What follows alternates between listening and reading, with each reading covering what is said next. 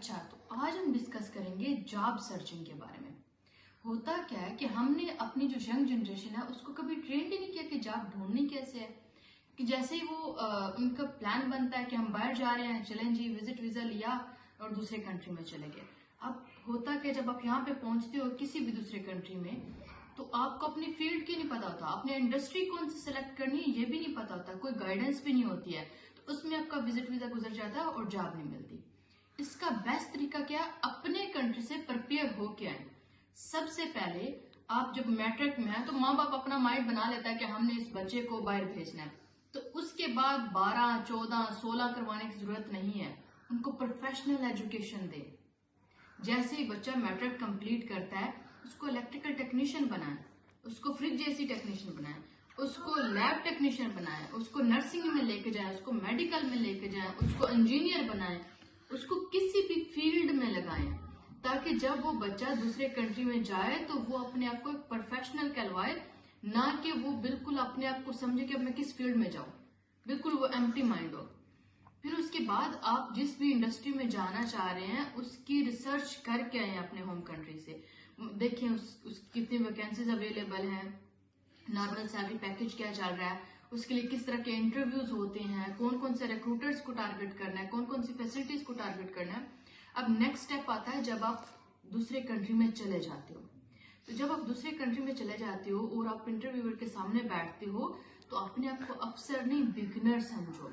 अपने कंट्री का चाहे आपका 10 साल का भी एक्सपीरियंस है, जब आप दूसरे कंट्री में जाते हो तो वहां के रूल्स, रेगुलेशंस, एथिक्स, नाम सब कुछ डिफरेंट होता है, तो वहां पे आप बिगनर कंसीडर होते हो। आप जाते साथ कहते हो कि मुझे कुर्सी चाहिए और 50,000 सैलरी चाहिए, ऐसे नहीं होता। पहले आपको बहुत बिगनर लेवल से स्टार्ट करना होता है और फिर अपनी जगह बनानी होती है। पहले 2 साल आपको रगड़ा खाना पड़ता है, और जो लोग वो रगड़ा खाने के लिए तैयार नहीं होते उनको कभी भी यहाँ पे एक अच्छी जॉब, एक अच्छी पोजीशन नहीं मिलती है। इसलिए मैं रिकमेंड करती हूँ कि दूसरे कंट्री में जाने की जो एज है ना वो 22 to 26 है। इसके बाद आप इतने मेच्योर हो चुके होते हैं कि आप में फ्लेक्सिबिलिटी रहती ही नहीं है। 26, 27 में जब आप दूसरे कंट्री में जाते हो तो आप कहते हो नहीं, अब मैं अफसर हूँ। अब ना तो आप पढ़े लिखे होते हो, ना आप प्रोफेशनल होते हो, आपने 14 की होती है, 16 की होती है, डबल MA, ट्रिपल MA, आप किसी काबिल भी नहीं रहते।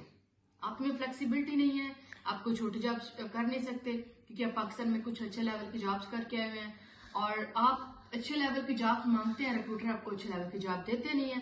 तो दूसरे कंट्री में जाना है तो 22 से 26-27 के दरमियान में चले जाओ। उसके बाद एक बिगिनर लेवल की जॉब शुरू करो, उसके बाद आप हाई लेवल पर पहुंचो और अपनी प्रोफेशनल स्किल्स को इम्प्रूव करो।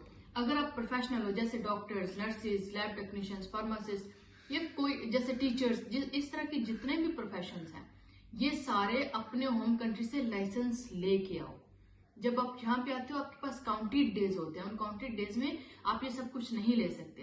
तो होप इस वीडियो से आपको कुछ ना कुछ फायदा मिलेगा। फर्दर आप चाहते हैं कि इसी तरह की वीडियोस आपको मिलती रहें तो इस चैनल को सब्सक्राइब करें और इस क्लिक बटन को प्रेस करें और लाइक करें, ताकि हमें भी मोटिवेशन मिले और हम आपको फर्दर गाइड करते रहें। Thank you so much.